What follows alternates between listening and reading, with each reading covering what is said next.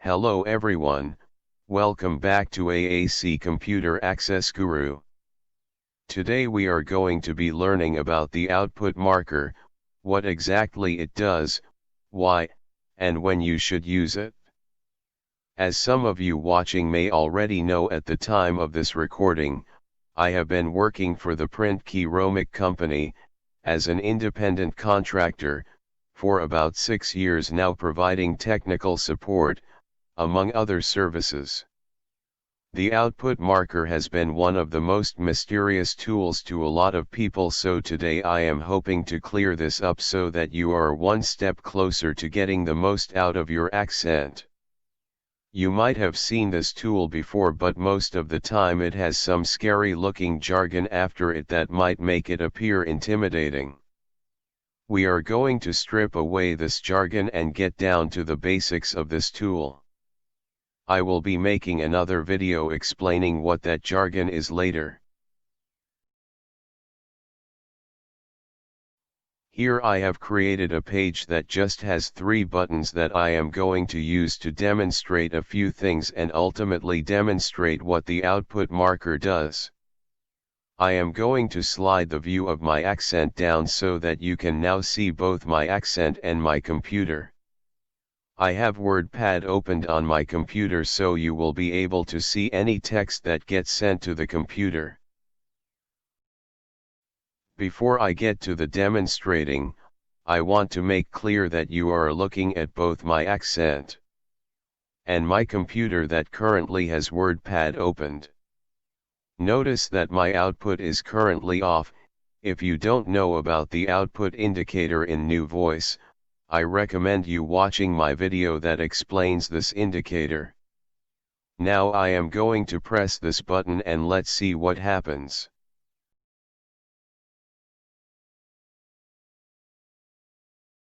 Notice that the text got displayed in the text area of my accent, but it did not get typed into WordPad on my computer. That is because output was off when I pressed that button. Now let's turn output on, press that same button and see what happens.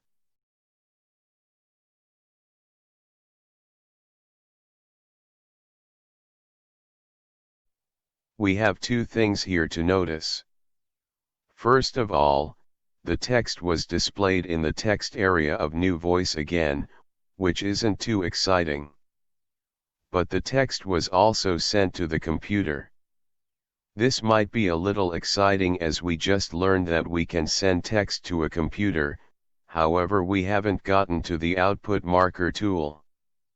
Let me slide my accent screen up so you can see what I'm doing. I am going to clear the text area of NuVoice, turn output off, and then go under the programming of the button at the left and add an output marker in front of the text.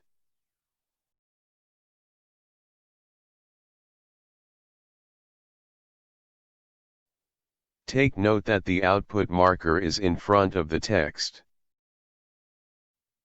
And I am going to slide my accent screen down again so that you can see both my accent and my computer with WordPad opened. Before I do anything, notice that the output is off, which means, like before when output was off, we should not see any text being sent to WordPad. So let's go ahead and press this button again and see what happens now that we have the output marker programmed in there. 2 things to notice here.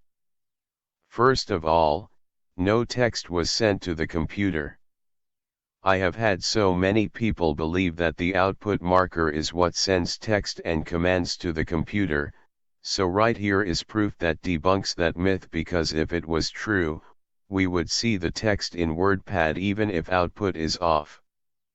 The second thing to notice is the text area of NuVoice. Do you see that nothing is displayed there? This is the main thing that the output marker does.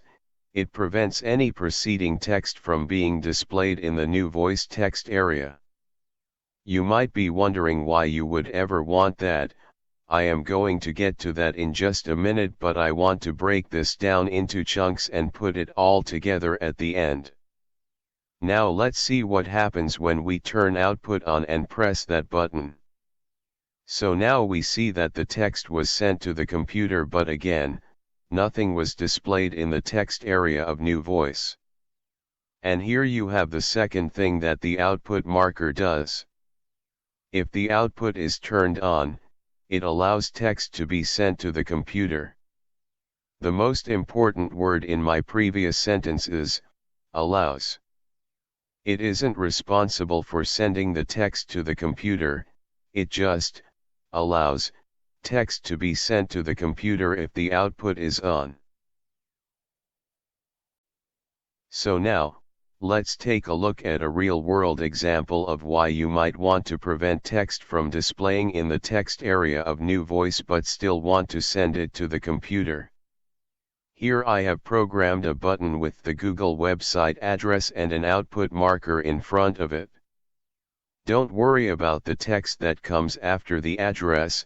As I said at the beginning of this video, I am going to make another video to explain what this jargon does. So knowing what we just learned, what do you think is going to happen when I press this button while output is on? Let's find out. Notice that the web address got entered into the address bar of the browser and it does not get displayed in NuVoice's text area. This is just one very simple uses of the output marker. There is really no need to have Google's web address displayed in NuVoice when all we wanted was to send it to the web browser. As I said, this is a very simple example. In the next video, we are going to get into more complex functions where it is much more of a necessity to prevent the text from showing up in NuVoice.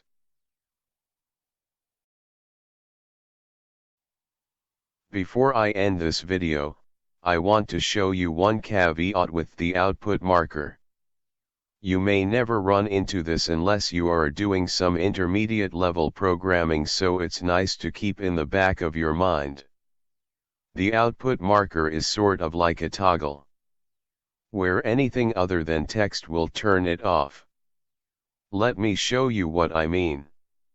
Here we have the same Google address with the output marker in front of it, but I have added a delay tool between the address and the enter command.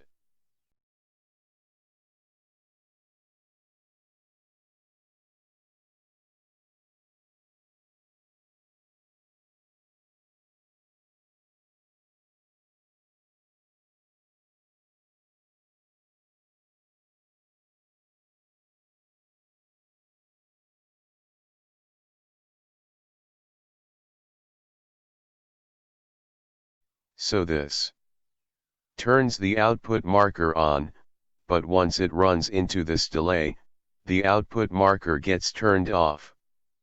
Let's see what happens when I press this button. So here we can see that the text that came after the delay tool has been displayed in the text area of NuVoice.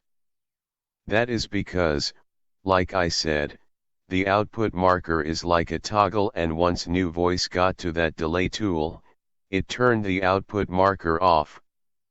Luckily there is an easy fix to this by simply adding another output marker after the delay tool to turn it on again, like this.